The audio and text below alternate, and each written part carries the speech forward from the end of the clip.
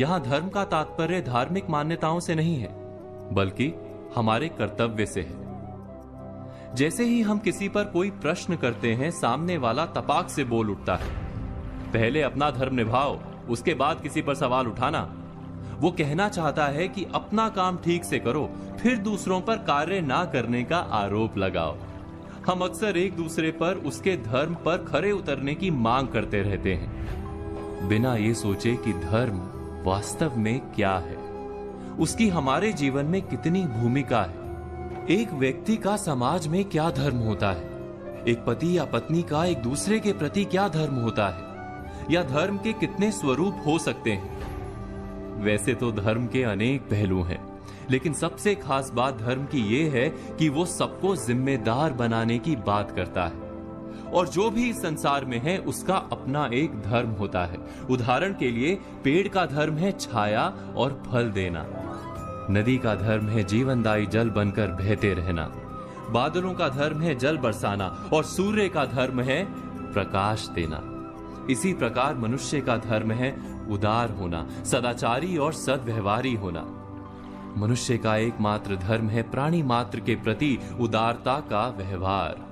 इसीलिए भारत में कर्म से अधिक महत्व सदाचार को दिया गया है। सद्व्यवहार ही धर्म है, क्योंकि इस सद्व्यवहार में कर्म, धर्म, नीति, ज्ञान सब शामिल है। धर्म के अनेक रूप और प्रकार होते हैं, उसमें से एक रूप को एक कहानी के माध्यम से समझाने की कोशिश करते हैं। एक संत थे, नाम था क्षम्य मुनि। सहायता और सहनशीलता को उन्होंने अपना धर्म बना रखा था। एक दिन वो नदी से नहाकर निकले तो एक बिच्छू को पानी में बहते पाया। उनके मन में आया कि इस बिच्छू की सहायता करनी चाहिए। उन्होंने बिच्छू को पकड़कर बहती जलधारा से बाहर निकालने के लिए हाथ लगाया ही था कि बिच्छू ने अपने स्वभाव और अपने धर्म के अनुसार डंक मारा।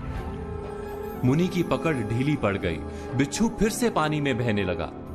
मुनि ने फिर प्रयत्न किया, बिच्छू ने फिर डंक मारा। ऐसा कई बार हुआ। बिच्छू डंक मारता रहा, मुनि उसे उबारने का प्रयत्न धैर्य के साथ करते रहे। अंत में वे सफल हुए।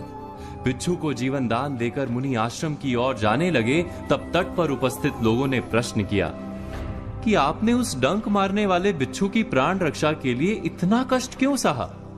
मरने देना था उसे। क्षम्य मुनि बोले, यदि बिच्छू अपने डंक मारने के धर्म का त्याग नहीं कर रहा तो मैं सहायता और सहनशीलता के अपने धर्म को कैसे त्याग दूं? अपने धर्म पर चलते हुए कष्ट सहना ही तो तप और जीवन है। व्यास मुनि ने कहा है, संक्षेपात कथ्यते धर्मो जना किम विस्तरेण वा परोपकारा पुण्याय पापाय परपीडनम। अर्थात, हे मनुष्यों, संक्षेप में हम तुम्हें धर्म का मर्म बताते हैं। परोपकार करना ही पुण्य कर्म है, धर्म है, और परपीड़ा ही पाप अर्थात अधर्म है।